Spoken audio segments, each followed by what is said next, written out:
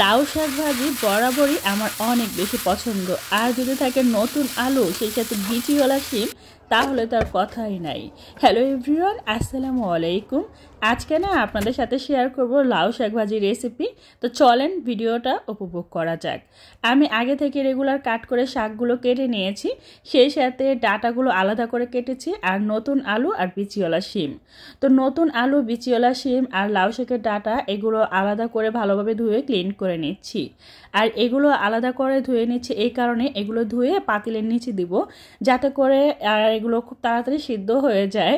এই হচ্ছে ব্যাপার। তো যাই হোক, এগুলো সুন্দর করে ক্লিন করে নেওয়া হয়েছে আর শাকগুলো আমি ক্লিন করে নিচ্ছি।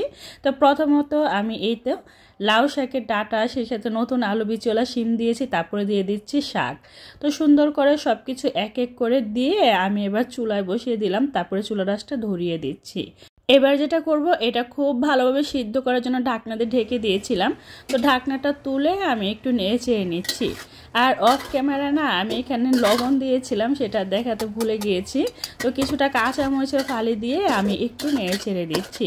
আবারও ঢাকনা দিয়ে ঢেকে দিচ্ছি, তারপর আবারও ঢাকনা তুলে একটু পরপর নেড়ে চেড়ে দিচ্ছি। একদম সুন্দর করে সিদ্ধ হয়ে যাবে আর পানিটা শুকিয়ে যাবে, ঠিক এরকমভাবে আমি সিদ্ধ করে নিচ্ছি।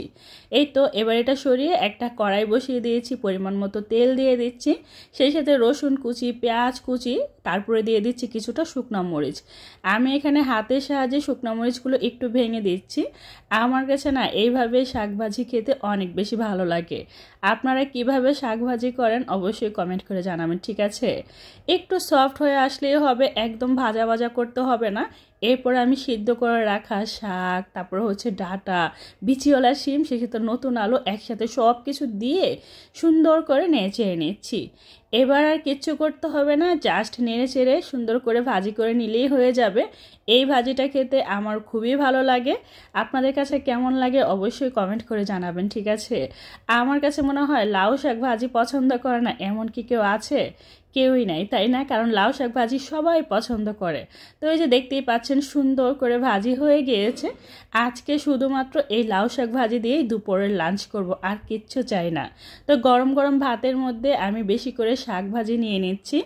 আর আগে থেকে মূলা, তারপরে টমেটো কুচি করে নিয়েছিলাম, পেঁয়াজ, কাঁচামরিচ, ধনিয়া পাতা, একটু লবণ দিয়ে খুব ভালোভাবে কষলে নিয়েছি। দেখতেই পাচ্ছেন এগুলো কষলানো হয়ে গেলে মাখানো হয়ে গিয়েছে, মানে এটা হচ্ছে মূলা সালাদ, সেই সাথে হচ্ছে লাউ শাক ভাজি। একদম সিম্পল না? যাই হোক, আমার আজকের এই ভিডিওটা কেমন লাগছে অবশ্যই কমেন্ট করে জানাবেন।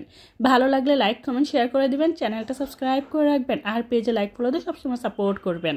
কে কোথা থেকে ভিডিওটা উপভোগ করতেছেন প্লিজ কমেন্ট করে জানাবেন। আমার এত পরিমাণ ঠান্ডা লাগছে, ভয়েসটাই চেঞ্জ হয়ে গিয়েছে, তাই না? সো আজকে এই পর্যন্ত, সবাই ভালো থাকবেন, আল্লাহ হাফেজ।